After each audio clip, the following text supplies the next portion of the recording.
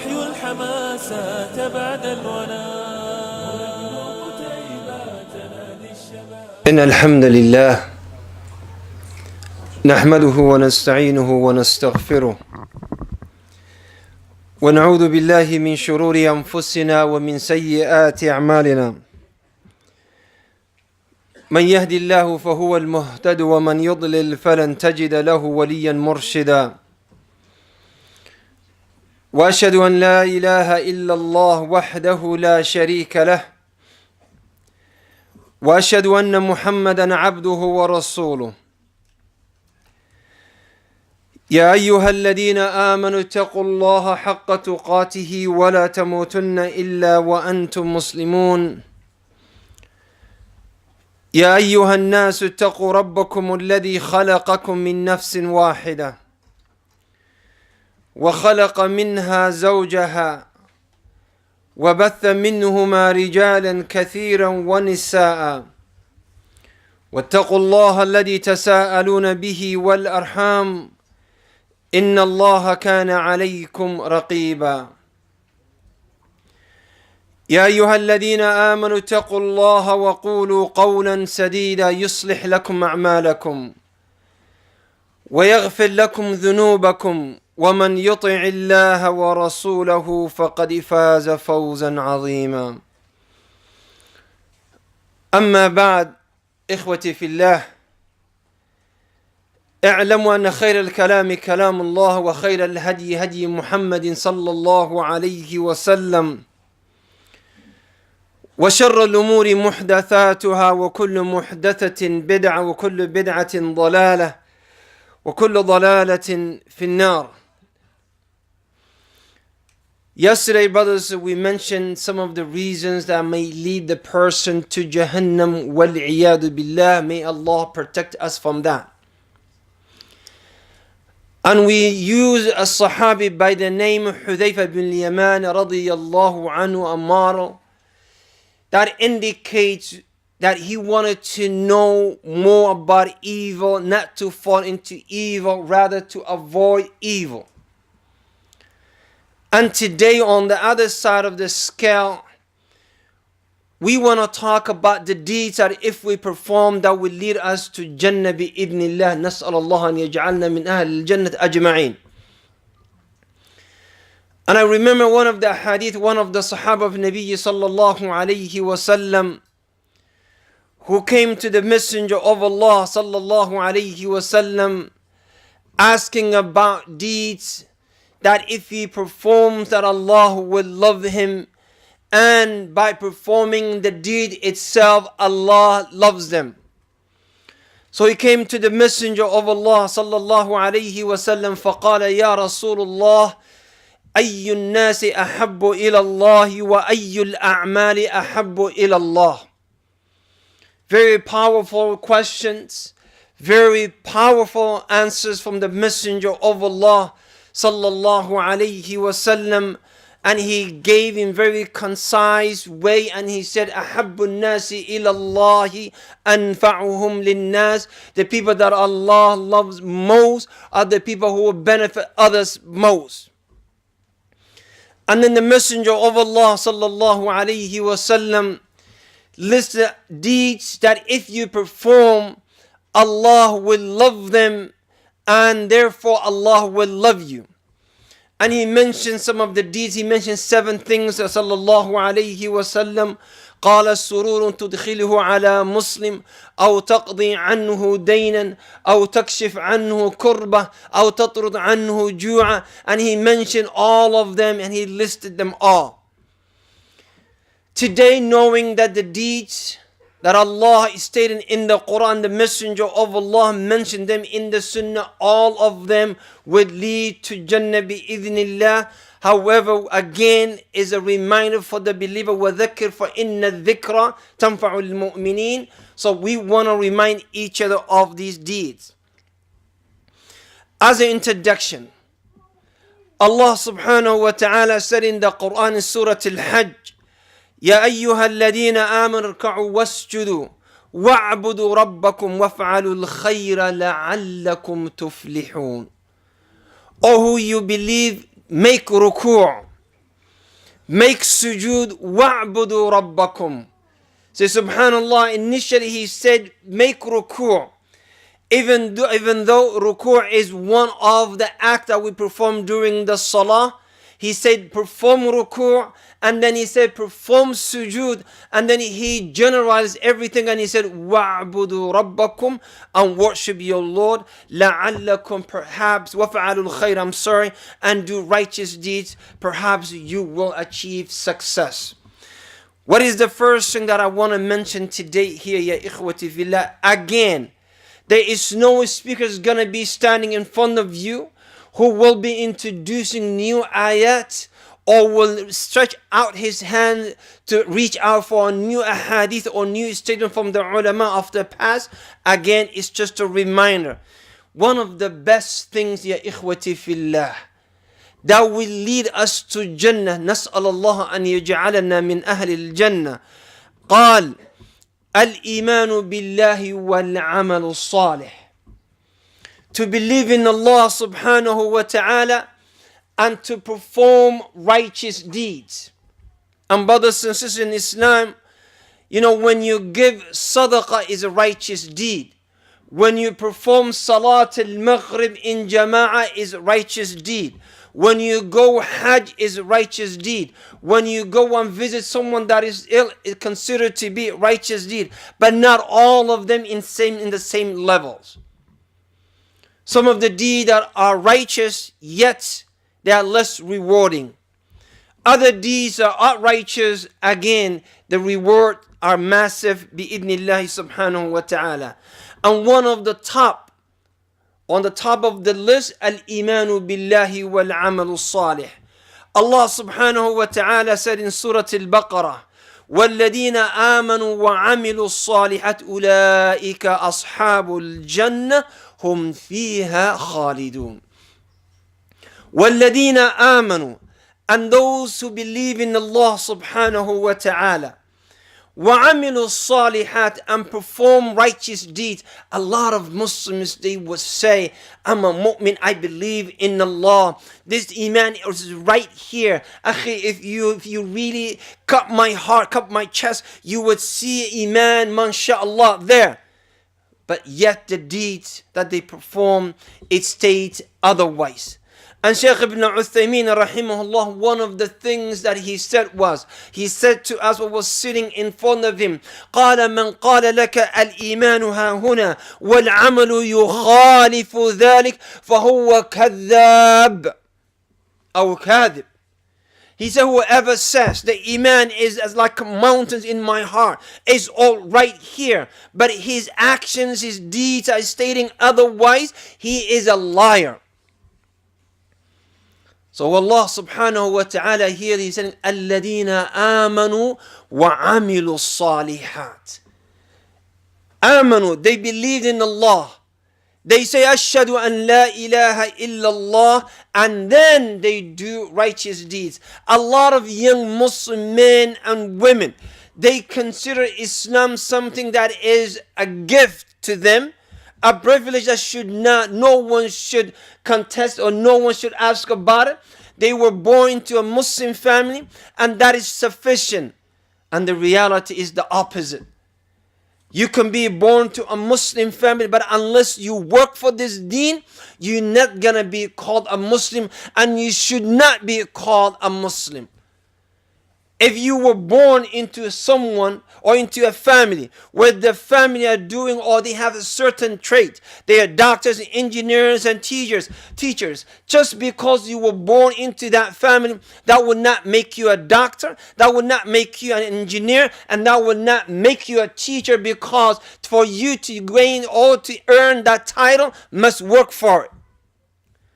And here, if you want to be called a Muslim, then you must work for it. You must struggle for it. You must earn it. Then we will be calling you a Muslim. Allah is saying, وَالَّذِينَ آمَنُوا وَعَمِلُوا الصَّالِحَاتِ أُولَٰئِكَ أَصْحَابُ الْجَنَّةِ هُمْ فِيهَا خَالِدُونَ. And that is what you will be called بِإِذْنِ اللَّهِ subhanahu. In Surah Al-Ahqaf, إن الذين قالوا ربنا الله ثم استقاموا فلا خوف عليهم ولا هم يحزنون. Subhanallah. Indeed those who said ربنا Allah, they said our Lord is Allah. Then what? ثم استقاموا. And they stayed on the right path. They just didn't say ربنا Allah and then they smoked. ربنا Allah and they drank. ربنا Allah and they lie. ربنا Allah they consume and give interest. ربنا Allah they listen to music. No. ثم استقاموا. Then they were on the right path. That is the condition. الاستقامة. ثم استقاموا. Allah يقول فلا خوف عليهم. They should not fear what's ahead of them. They should not fear on the day of Yawm al-Qiyamah. وَلَا هُمْ يَحْزَنُونَ. Nor they regret for what passed or what they missed. One of the companions by the name Sufyan bin Abdullah radiyallahu anhu, he came to the Messenger of Allah. فَقَالَ يَا رَسُولَ اللَّهِ قُلْ لِي فِي الْإِسْلَامِ قَوْلًا لَا أَسْأَلُ عَنْهُ أَحَدًا بَعْدَكَ.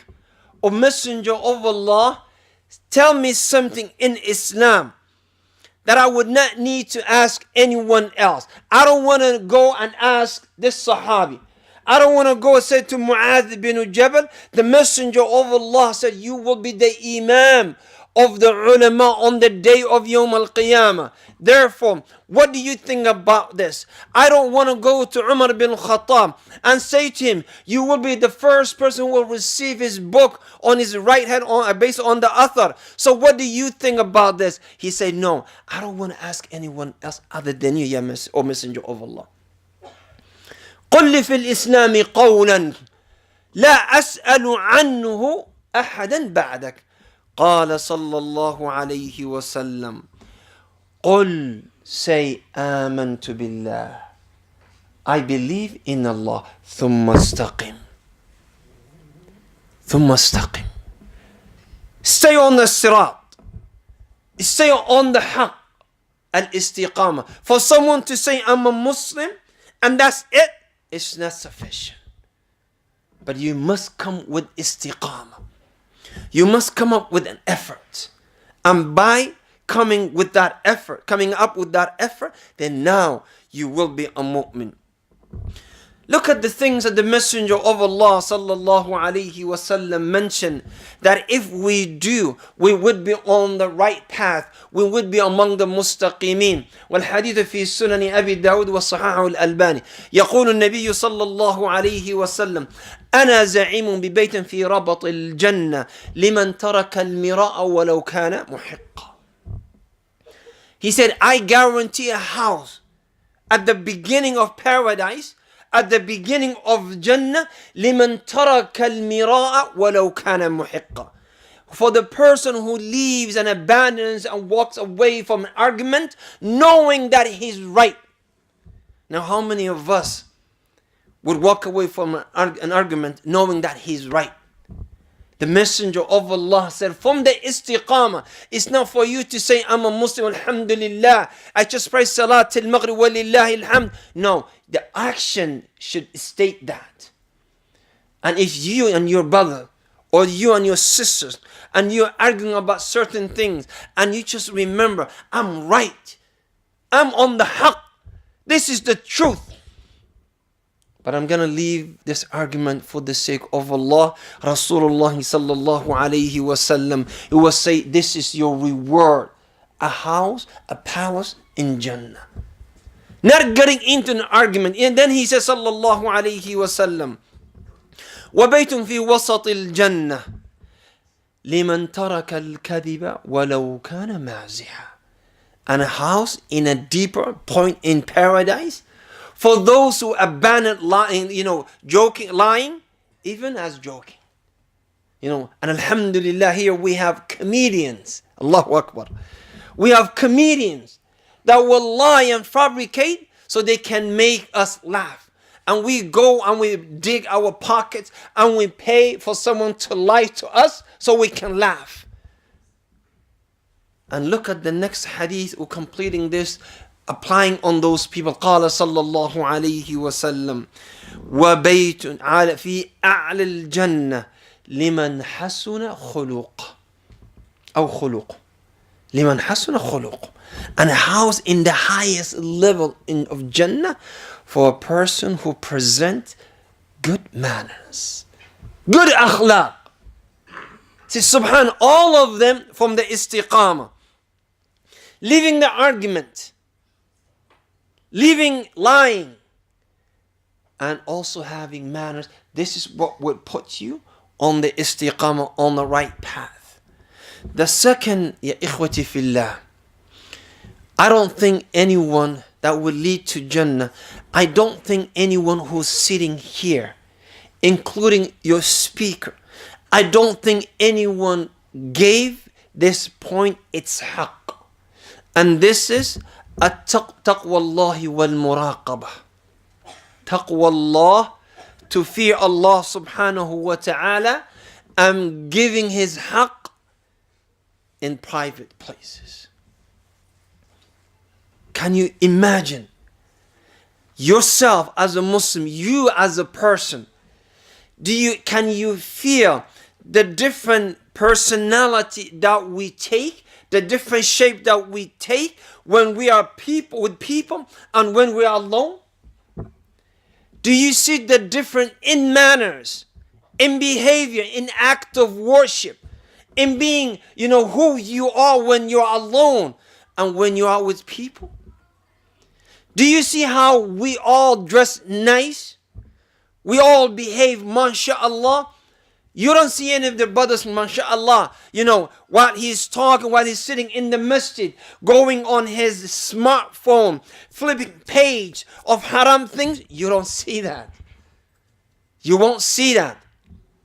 But you will find some of the brothers who are sitting here, perhaps, and the sisters, who may do that in private, when there is no one else is watching except Allah subhanahu wa ta'ala. As though, subhanallah, I have more respect for this brother, and you have more respect for me, and he has more respect for him, when more than Allah subhanahu wa ta'ala. Do you know, subhanallah, that in the middle of the darkness, when the lights are off, when you have no one to watch you, do you know Allah is still looking at you? Yet, our ma'asi is performed mainly when we are alone. لذلك قال النبي صلى الله عليه وسلم في حديث حسن قال يأتي يوم القيامة أقوام. Group of people will come on the day of يوم القيامة بأعمال, with deeds like the mountains of Tihama, long chain of mountains. قال فيجعلها الله هباء منثورا. And then Allah will turn those good deeds of mountains of righteous deeds, Allah will turn them into dust. The Sahaba said, why, O Messenger of Allah? قال أما إنهم كانوا لهم من الليل مثل ما لكم. He said, indeed, as a matter of fact, they used to pray Qiyam al-Layl as you do, subhanallah, as though we pray Qiyam al-Layl. He said they pray Qiyam al-Layl as you do, or as you did. They read Quran like you did. They fasted like you did. وَلَكِنَّهُمْ إِذَا خَلَوْا بِمَحَارِمِ اللَّهِ انْتَهَكُوهَا. But when they are alone with the limits of Allah, when no one else is watching them, when no one else is looking at them, they transgress all the limits. So the salah with qiyam al-layl that they used to pray, the sadaqah that they used to give, the fasting, all of them will turn into dust because they had no respect for Allah subhanahu wa ta'ala. They had no respect. They had respect for everyone else, but not respect for Allah subhanahu wa ta'ala. And that is this. Do you see, subhanallah, in Sahih al-Bukhari min hadith Abi Hurairah, The Messenger of Allah sallallahu alayhi wasallam did not praise the person who comes to Salat al-Qiyam or to Salat al-Taraweeh or come to Salat al-Jum'ah or come to Salat al-Fajr or comes in a congregational place or come to Hajj or Umrah where the number of people are and then weeps. He did not praise those kind of people. ولكن he said وَرَجُلٌ ذَكَرَ اللَّهَ خَالِيًا فَفَاضَتْ عَيْنَاهُ. And a man who remembers Allah alone. No one else. No one else. No one to say, MashaAllah, he's a taqi. MashaAllah, he was crying in the masjid. MashaAllah, he's a righteous man. There is no one else with him. ذكر Allah, he remembers Allah and then he weeps. That person would be under the shade of Allah on the day of Yawm al-Qiyam. لذلك يقول تقوى الله والمراقبة. Taqwa Allah, to have the fear of Allah and to be careful. Umar bin Khattab comes to Ubay bin Ka'b. فقال يا أبي ما التقوى? What is taqwa? قال أبي يا أمير المؤمنين أمررت بطريق الشوك? Have you ever passed or come to a road which has a lot of thorns? He said, yes. قال ماذا فعلت يا أمير المؤمنين? What did you do أمير المؤمنين? قال أخذت بمجامع الثوب فمررت. He said, I gathered my thobe around myself and I gathered myself and I went through the path. قال فذلك التقوى. He said, that is fear of Allah.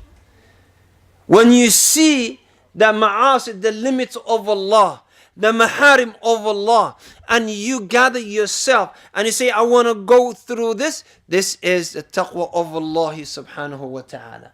And this is what we need to do. يقول الله سبحانه وتعالى ألا إن أولياء الله لا خوف عليهم ولا هم يحزنون. Indeed, the friends and the allies of Allah, they have no khawf, there is no fear or grief that would experience.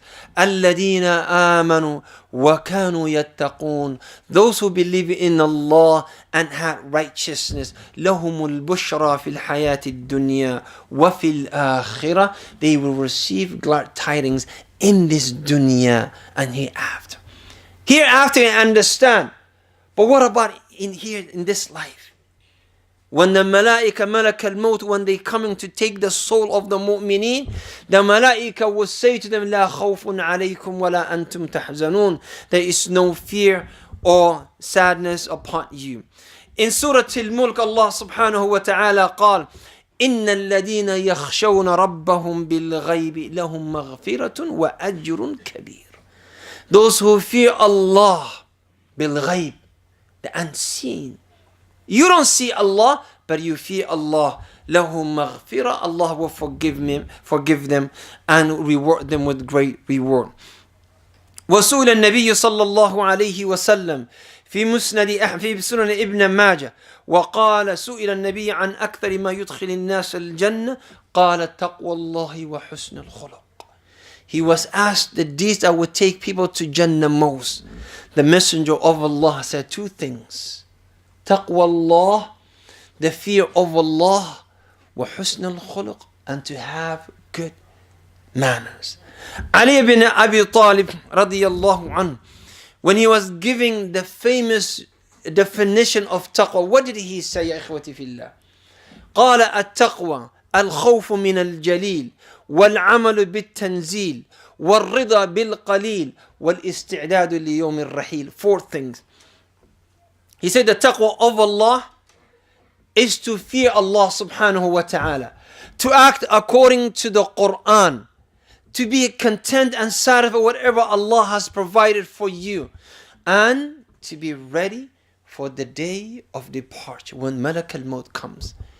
Akhi fillah, I'm asking you, are you ready? If Malak al-Maut comes right now at this moment, would you say, I'm ready to departure? I'm ready to leave? Only not even 1% can say when the truth comes, not even 1% will say, I'm ready. Let me go to my Lord, like the Nabi sallallahu alayhi wasallam. The third thing, ikhwati fillah, that the Messenger of Allah sallallahu alayhi wasallam mentioned is ta'atullahi wa rasuluh, to obey Allah and His Messenger.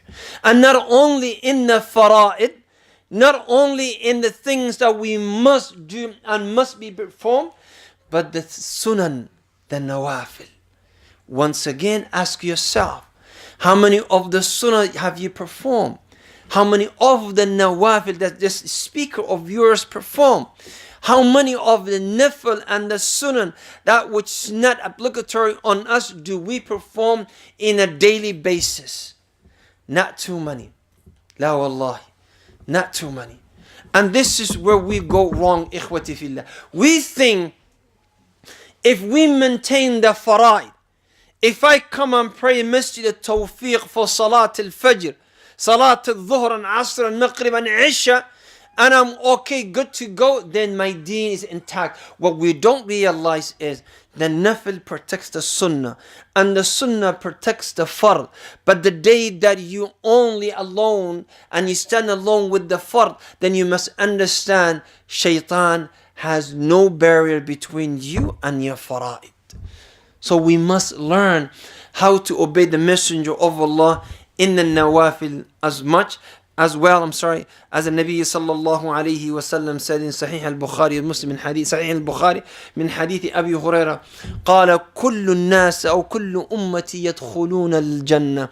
He said, every one of my ummah, not the rest of the nations, every one of my ummah will enter paradise. إلا من أبى, except those who refuse. قالوا ومن يأبى يا رسول الله? Who refuses to enter Jannah? Is there anyone here who says, I don't want Jannah? قال النبي صلى الله عليه وسلم من أطاعني دخل الجنة ومن عصاني فقد أبى. If you obey me, you will enter Jannah. Anyone who obeys me, he will enter Jannah. But those who disobey me will refuse to enter paradise. وَالْعِيَاذُ بِاللَّهِ. The fourth thing, ya ikhwati fillah, at-tawbah. At-tawbah, at-tawbah. Repentance, to repent to Allah. At-tawbah.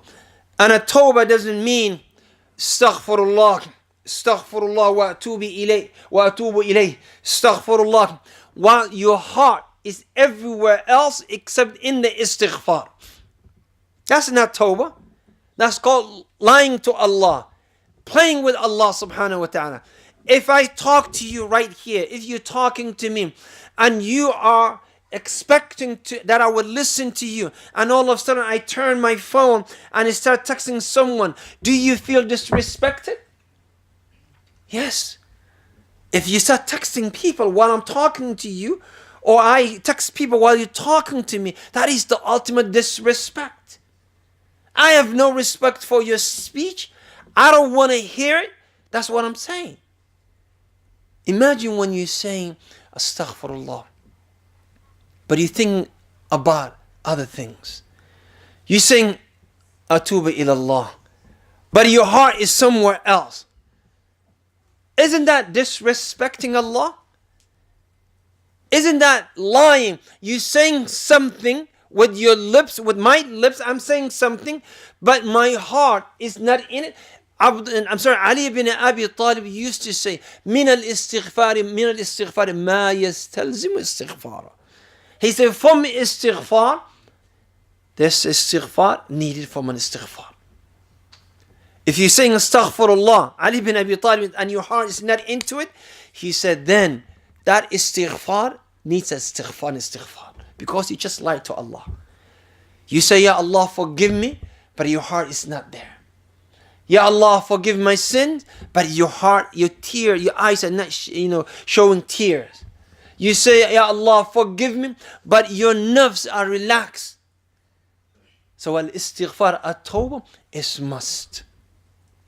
And if you remember the condition of Imam al-Nawawi of tawbah, one of the tawbah he said, that you feel remorse, you feel sad, you feel hurt, that your heart is bleeding blood or is crying blood, and then that tawbah is accepted.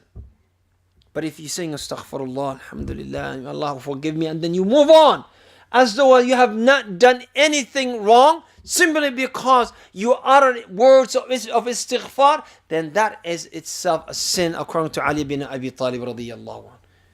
If you want to make istighfar, then you will make istighfar. Subhanallah. When a lot of, when you see this movie and you see a man who did his wife wrong, or a wife who did her husband wrong, and then they crying so the wife can take him back. So that is the true istighfar from that aspect. That is the true istighfar. When the man is on his knees and is crying and he's saying to his lover, forgive me, and I did you wrong, I did this. That is the istighfar. But when it comes to Allah, there is no istighfar. We don't have that much of istighfar with Allah. As a matter of fact, it's just, astaghfirullah. You saw a lady, subhanallah, and you shabi'ta minha. You had enough, you looked at her, you checked it inside out, up, from head to toe, and then you say, astaghfirullah, and you move on. I was in Toronto, and subhanallah, this brother that I knew being, people have different levels of iman. Iman goes up and then sometimes goes down. And this brother, we just came out of restaurant, and the brother with the beer, he has this, he has, toothpick, and then a young lady, a Muslim lady, was wearing, alhamdulillah, so tight clothes, walillahi alhamd. She passed by him, and he was doing, mashallah, like this, like Safa wa Marwa. And he's doing all the way. When he can no longer see her, he shook his hand and said, astaghfirullah, astaghfirullah. I said, istighfar kan min al-awwal, from the beginning, when you say astaghfirullah. But you finish everything, and then at the end, when you no longer can see her, and you say istighfar, that is not an istighfar. That's called playing with Allah subhanahu wa ta'ala. So as a Muslim, if you want your way to Jannah must be or should be paved, and you want this journey to paradise is the way that Allah and His Messenger designed, then you must bring istighfar. You must always have istighfar. And every time, I know we all commit ma'asi. We all commit sins day after day after day, we commit ma'asi. But as we were eager, sincere, passionate, devoted in committing the ma'asiyah, we should be also sincere, serious, when it comes to tawbah. Allah subhanahu wa ta'ala talked about certain people. After He talked about the anbiya wal rusul, قال فخلف من بعدهم خلف أضاعوا الصلاة واتبعوا الشهوات فسوف يلقون غيا إلا من تاب وآمن وعمل صالحا فأولئك يدخلون الجنة ولا يظلمون شيئا. He said فخلف من بعد, after the righteous people came who were not great. And then Allah subhanahu wa ta'ala said they will be thrown into hellfire except those who repented to Allah, وَعَمِلَ الصَّالِحًا, and performed righteous deeds, did amal salihah, فَأُولَٰئِكَ يَدْخُلُونَ الْجَنَّةِ, those people would be admitted or into in paradise. نسأل الله أن يجعلنا من أهل الجنة. The beauty of this, ya ikhwati fillah, is when you make istighfar, sincere istighfar, even though you may come back to the same ma'asiyah again, at least the previous sins are forgiven. As the Nabi sallallahu alayhi wa sallam قال التائب من الذنب كمن لا ذنب له. Person who repents from ma'asiyah, from a sin, is though he never committed. What if you come back to the same sin? Even if you come back to the same sin. And by the way, as according to the Nabi sallallahu alayhi wa sallam, each one of us have one sin that they cannot give up. And you know that sin. Each one of us have one sin that they cannot give up. They make tawbah from it. They go and perform umrah in the month of Ramadan, last 10 days of Ramadan. They perform hajj. they come back, but after years, they will come back to the same sin. And then they will fight it again. They will struggle with the sin. And then they come around, take a full circle, they come back to the sin. And that's why a man came to the Messenger of Allah. فقال يا رسول الله إني أذنب. I commit sins. قال استغفر توب. Ask Allah for forgiveness. He said, but I keep coming back to the same sin. He said, keep asking for forgiveness. قال إلى متى? For how long? قال حتى يكون الشيطان هو المدعو. Until the shaitan loses. Because this is a battlefield between you and shaitan. And shaitan, when you give in and say, khalas, there's no hope. I've been saying astaghfirullah so many times. Allah will not forgive me. That's what the shaitan wants. And that's what the Messenger of Allah said. You commit sin, come for tawbah. But I just came for tawbah. Do it again. And that is what is needed for ikhwati fillah, for us Muslims. Then the Messenger of Allah, the other thing, and I would like to take a few minutes concerning this, is, and this is the fifth, طلب العلم. طلب العلم. Seeking knowledge. And see, if you want to go to a war, if you want to go, to whatever, you want to go against the struggle, you prepare yourself. You bring the tools with you. If you're at war, you bring your weapon. If you're going against exam, you study for it. If you want to take a test, you read. If you want to travel, you do what is necessary for you.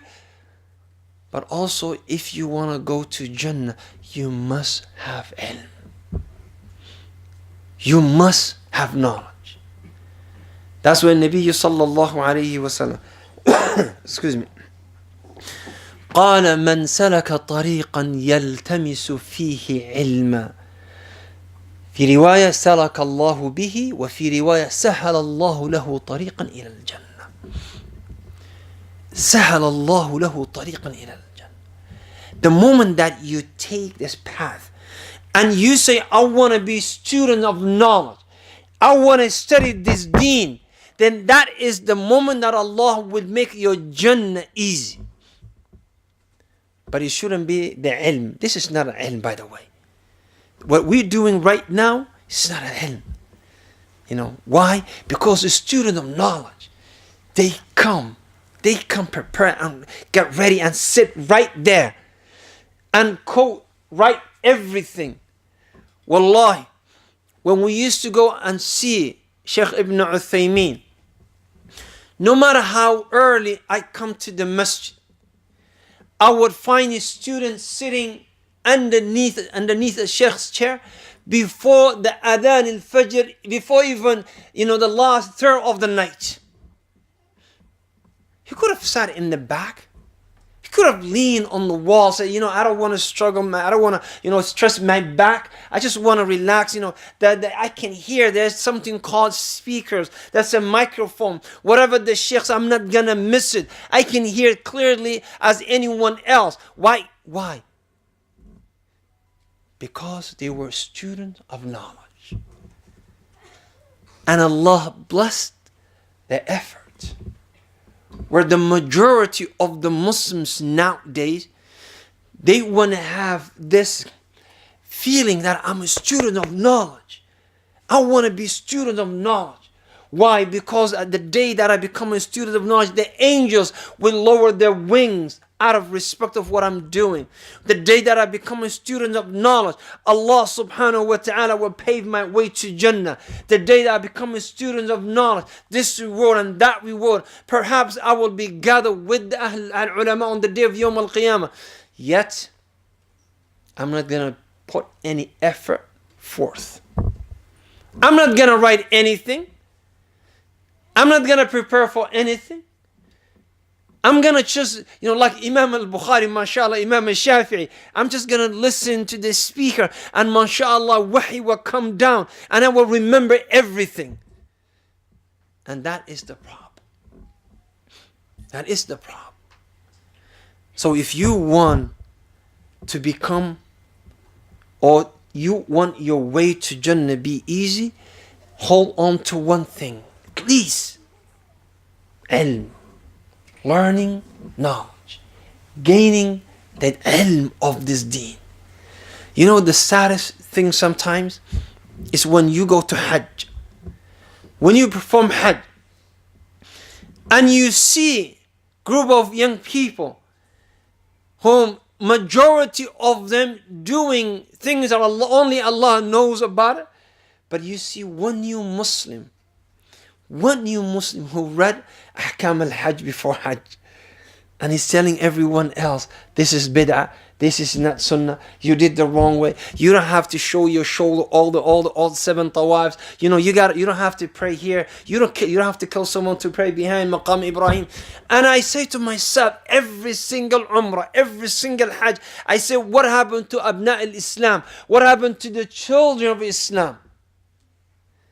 Then I remember what Allah said in the Quran, وَإِن تَتَوَلَّوْا يَسْتَبْدِلْ قَوْمًا غَيْرَكُمْ ثُمَّ لَا يَكُونُوا أَمْثَالَكُمْ. And you turn away from the deen of Allah, if you assume this deen is rightfully yours, then Allah will take you away, and will bring someone else who are better than us. And subhanallah, every year you have the conference for, Islam Net or Islamic Net conference every year. Look at the speakers who come. Yusuf Esses, Green, Abdurrahim McCarthy. You have Chambers. You have the biggest English speakers in the Muslim world and non-Muslim world are new Muslims. Bilal Phillips, Abdullah Hakim Quick, Abu Usama, Abu Muslima, Farid Abdullah. If you want to listen to non-Arabic speaking or non-Somali speaker, majority of the time, most of the time, your selection would be the new Muslims. Why? Because they learn this deen.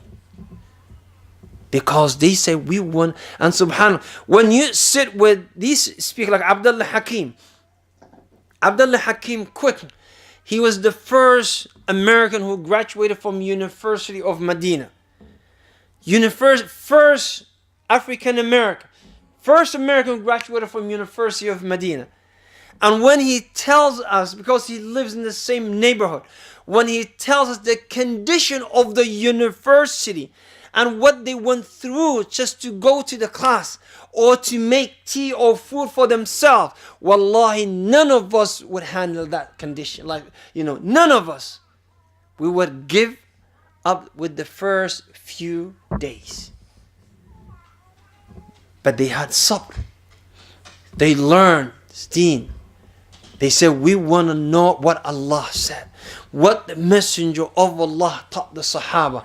And then they became the forerunners of the da'wah because of ilm. And Allah subhanahu wa ta'ala يقول لكن الراسخون في العلم منهم والمؤمنون يؤمنون بما أنزل إليك. الراسخون في العلم. Those who studied Islam, those who understood the meaning of ilm, those are the ones whom Allah subhanahu wa ta'ala will reward them. In Sahih Muslim, in Hadith Abi Hurairah, the Messenger of Allah sallallahu alayhi wa sallam said, وَمَنْ سَلَكَ طَرِيقًا, whoever takes a path, يَلْتَمِسُ فِيهِ عِلْمًا, انظر, لم يقل يتعلم, but he said يَلْتَمِسُ. He takes this path, he travels, and he may not gain ilm, but his intention is there is ilm there and he wants to go after ilm. قال سهل الله له به طريقا إلى الجنة. Allah will make his path to Jannah through ilm easy. قال وما اجتمع قوم, and no group of people will sit in one of the houses of Allah يتلون كتاب الله يا عباد الله. He said يتلون كتاب الله. ما معنى تلاوة? If I say الحمد لله رب العالمين and I read the Quran, that's a tilawah. But he said, يَتْلُونَ كِتَابَ اللَّهِ وَيَتَدَارَسُونَهُ. يَتَدَارَسُونَ. Not sitting there and opening the mushaf like I'm reading newspaper and read from cover to cover, from page after page. No. يَتَدَارَسُونَ. Ya akhi, what did Allah meant by this? يَتَدَارَسُونَ. They exchanging ilm. They have halaqat. Not reciting the Quran only, but they reflecting on the Quran. They want to understand what the book of Allah is telling them. يقول إلا نزلت عليهم السكينة. Tranquility will come down. وغشيتهم الرحمة, and mercy will cover them. وحفتهم الملائكة, and angels will sit around them.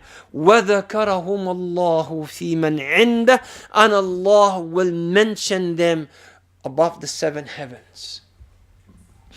Allah will mention them above the 7 heavens. And then the Messenger of Allah sallallahu alayhi wasallam conclude with this hadith. قال ومن بطأ به عمله أو أبطأ به عمل لم يسرع به النسب. He said the person that his knowledge, his deed, his performance did not excel him, did not forward him, did not put him on the front, his lineage, his family, his background, his color of his skin will not push him forward on the day of Yawm al-Qiyamah. I would like to conclude with this point because of the time. قال, point number 6, كثرة السجود. كثرة السجود. And no disrespect. No disrespect. The people nowadays who say we are seekers of knowledge, there are multiple groups.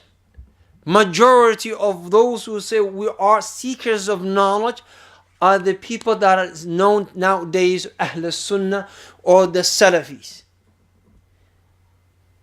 But they perform least ibadah.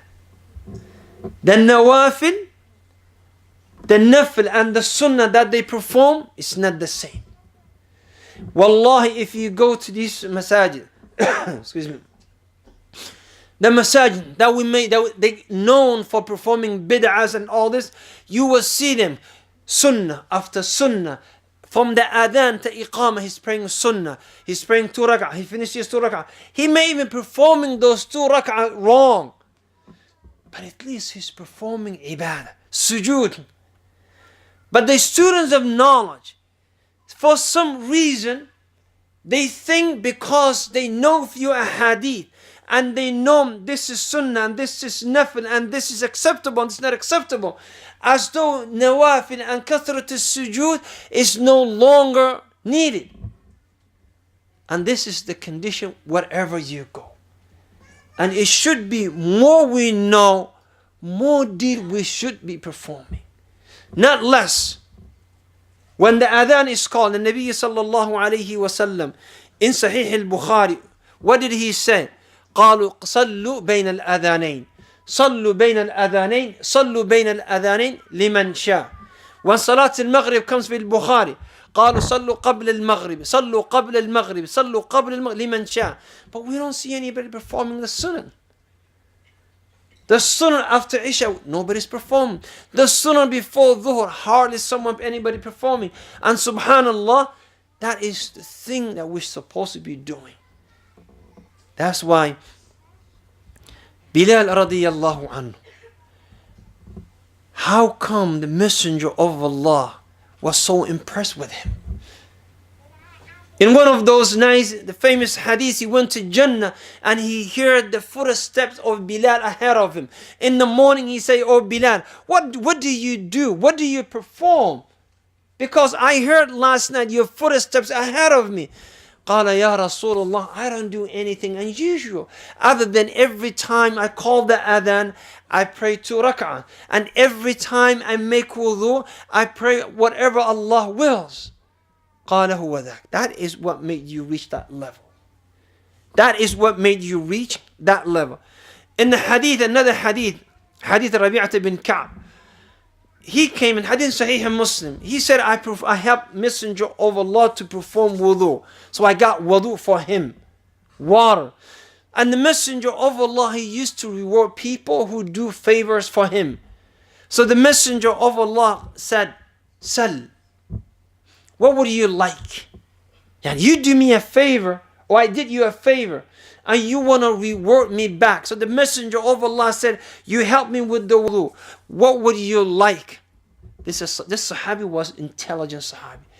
He didn't think about dunya. Ya Rasulullah, I want to marry the finest, most beautiful young lady in the city of Medina. Make dua for me. He did not ask for that. He did not say, Ya Rasulullah, I want to have so much money. He did not ask for that. He didn't say, Ya Rasulullah, I want the biggest house in the city of Medina. He said none of that. He said, As'alu murafaqataka fil Jannah. I just want to be your companions in Jannah. Subhanallah. I just want to be with you in Jannah. Your neighbor, your companion. We want to be friends. We want to chill in Jannah together. We want to have fun. Let's go to Jannah. The Messenger of Allah sallallahu alayhi wa sallam قال أو غير ذلك. Do you want something else? Rethink about the situation. Would you like something else? قال لا. قال هو ذاك. That's what I want. قال فأعني على نفسك بكثرة السجود. فأعني على نفسك. He said, help me with yourself by performing many sujuds. Help me with yourself. Don't rely on me. Don't say Rasulullah sallallahu alayhi wa sallam, Khalil al-Rahman sallallahu alayhi wa sallam, he is going to make dua for me. I'm going to just relax. He say, no. أعني على نفسك بكثرة السجود. And ya ikhwati fillah, Allah is merciful and He can forgive us all. And the Messenger of Allah will be making dua for us on the day of Qiyamah.